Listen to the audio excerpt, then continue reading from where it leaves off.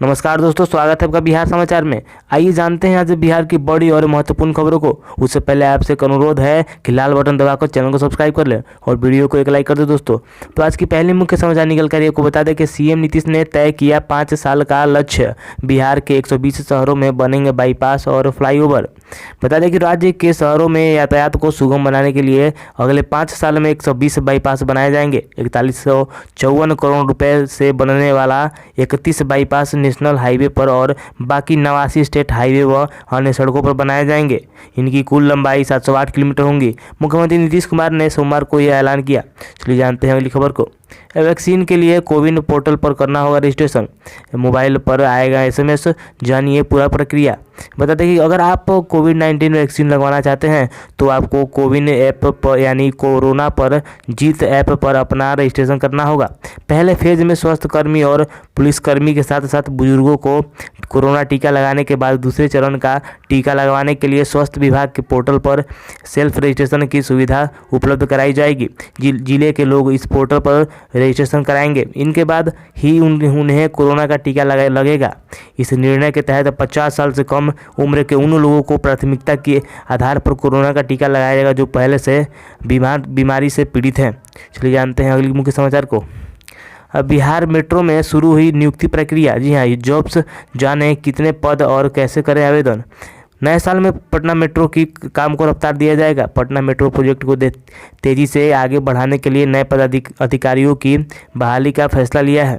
इसके लिए 27 पदों पर प्रतिनियुक्ति के आधार पर नियोजन होगा। Patna metro rail corporation limited ने इसके लिए ऑनलाइन आवेदन मंगाए हैं। नगर विकास व आवास विभाग की वेबसाइट पर मौजूद ऑनलाइन लिंक के पोर्टल पर आवेदन कर सकते हैं। इसकी समय सीमा 4 जनवरी से 18 जनवरी तक है। चलिए जानते हैं अगली खबर को। क्रेडिट और डेबिट कार्ड यूज करते हैं तो हो जाएं सावधान, खाली हो सकता है आपका बैंक अकाउंट। अगर आप क्रेडिट कार्ड और डेबिट कार्ड यानी कि एटीएम कार्ड इस्तेमाल करते हैं तो आपको सावधान हो जाना चाहिए। आपकी एक छोटी सी लापरवाही आपके बैंक अकाउंट को खाली कर सकती है। आज के समय में तकरीबन हर किसी के पास बैंक अकाउंट होगा। डेबिट और क्रेडिट कार्ड यानी कि एटीएम का इस्तेमाल करने वाले लोगों की संख्या बहुत है। खरीदारी से लेकर कई चीज़ों में इन कार्ड का इस्तेमाल किया जा रहा है, लेकिन अब साइबर अपराधियों की नज़र डेबिट कार्ड और क्रेडिट कार्ड पर है, तो इसलिए आप सतर्क हो जाए। अपना OTP किसी को शेयर ना करें। चलिए जानते हैं अगली खबर को। ज़रूरत का 84% ही खाद आ रहा है बिहार में और 26% खाद नहीं आ पा रहा है। बता दें कि विभाग ने केंद्र को लेटर लिख बताया हाल सप्लाई ठीक नहीं हुई तो बढ़ेगी ब्लैक मार्केटिंग। बिहार में खरीफ फसलों के लिए खाद की आपूर्ति कम पड़ गई है। इससे लेकर बिहार सरकार के कृषि विभाग के निदेशक ने केंद्र को चिट्ठी लिखी है।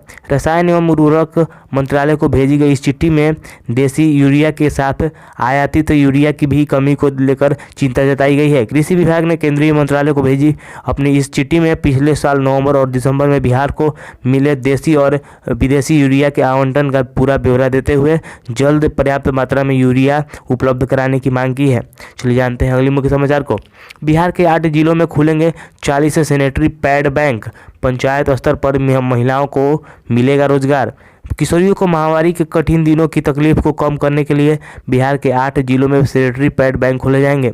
महिला वार्ड सदस्यों की मदद से 40 सैनिटरी पैड बैंक खोले जाएंगे। हर जिले में 5-5 बैंक खुलेंगे। जनवरी के अंतिम सप्ताह तक सभी पैड बैंक खुल जाएंगे। पंचायत स्तर पर किशोरी समूह के द्वारा इस पैड बैंक की स्थापना की जा रही है। गाँव में महामारी के दौरान स्वच्छता का ध्यान नहीं रखा जाता है। महिलाएं अभी भी गंदे कपड़े का इस्तेमाल करती हैं। इसी कारण कई तरह की बीमारियों का शिकार हो जाती हैं। बाजार में सैनिटरी पैड की अधिक कीमत होने के कारण कई किशोरियां और महिलाएं नहीं खरीद पाती हैं, तो अब इसे सरकार कम दाम में उपलब्ध कराएंगे। चलिए जानते हैं अगली मुख्य समाचार को। बिहार में यूरिया का हो रहा कालाबाजारी से बड़ी परेशानी। ऊंची कीमत पर खरीदने को विवश हो रहे हैं किसान। बता दें कि बिहार में खाद की कालाबाजारी रुक नहीं रही है। कालाबाजारी रोकने के लिए खरीफ में चले अभियान का असर रबी तक भी नहीं टिक सका। नतीजा है कि गेहूं की सिंचाई कर चुके किसान ऊंची कीमत देकर यूरिया खरीदने के लिए विवश हैं। उनकी लागत भी बढ़ रही है। चलिए जानते हैं अगली खबर को। बिहार की जनता की समस्या से रूबरू होंगे सीएम नीतीश।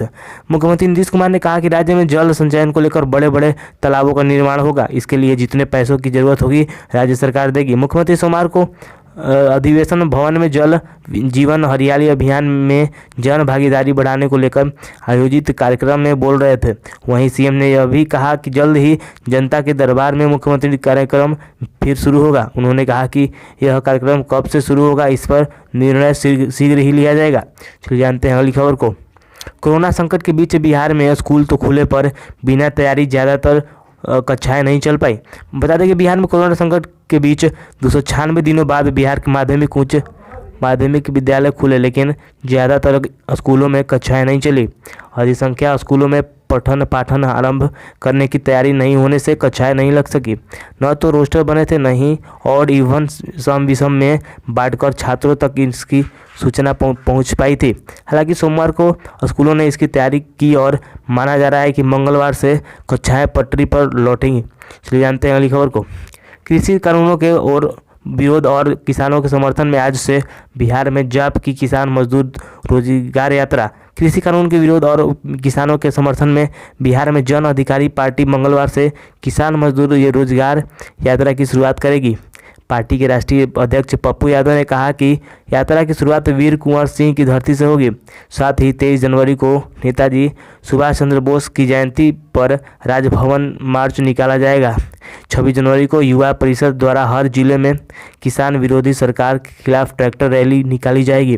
चलिए जानते हैं अगली खबर को। बिहार में कल से न्यूनतम पारे में आएगी गिरावट, बादल छटने के बाद बढ़ेगी ठंड। बता दें कि पटना सहित पूरे बिहार में बुधवार यानी कल से मौसम कुछ साफ होगा और न्यूनतम तापमान में 2 से 3 डिग्री की गिरावट आएगी। पूर्वा हवा की काफ़ी मात्रा में नमी लेकर आ रही है, जिससे न्यूनतम तापमान बढ़ा है। मौसम का मिजाज इस बात से ही समझा जा सकता है कि सुबह से सबसे ठंडी जगह गया का न्यूनतम तापमान 10.7 डिग्री सेल्सियस तक चला गया है। चलिए जानते हैं अगली खबर को। कोरोना के नए स्ट्रेन से बिहार में दहशत, लंदन से बिहार लौटे 19 लोगों का नहीं चल रहा है पता, खोज में जुटी पुलिस। बता दें कि कोरोना के नए स्ट्रेन से बिहार में भी संकट के बादल छाए हुए हैं। राजधानी पटना की पुलिस इस दिनों ब्रिटेन से बिहार लौटे 19 लोगों की तलाश कर रही है। इन लोगों से अभी तक संपर्क नहीं साधा जा सका है। इसके बाद अब उन्हें ढूंढने की जिम्मेदारी पटना पुलिस को दे दी गई है। इसलिए जानते हैं अगली खबर को। बिहार में 6 दशक पहले मिथिलांचल में सिंचाई के लिए बनी पश्चिमी कोसी नहर योजना अब पूरी होगी। 6 दशक पहले बिहार के मिथिलांचल क्षेत्र में सिंचाई के लिए शुरू हुई योजना के पूरा होने का समय आ गया है। पश्चिमी कोसी नहर योजना का एक भाग पूरा हो गया है। जमीन के फेर में फंसी बाकी योजनाओं पर भी काम तेज हो गया है। उम्मीद है कि बड़ा भाग तो इसी साल पूरा हो जाएगा। शेष काम भी अगले साल तक पूरा कर लेने का लक्ष्य जल संसाधन विभाग ने तय किया है। चलिए जानते हैं अगली खबर को। बिहार में कल से न्यूनतम पारे में आएगी गिरावट, बादल तो आज के लिए इतना ही दोस्तों। अगर आप हमारे चैनल पर नए हैं तो प्लीज़ चैनल सब्सक्राइब कर लें और बेल आइकन दबा दें। धन्यवाद।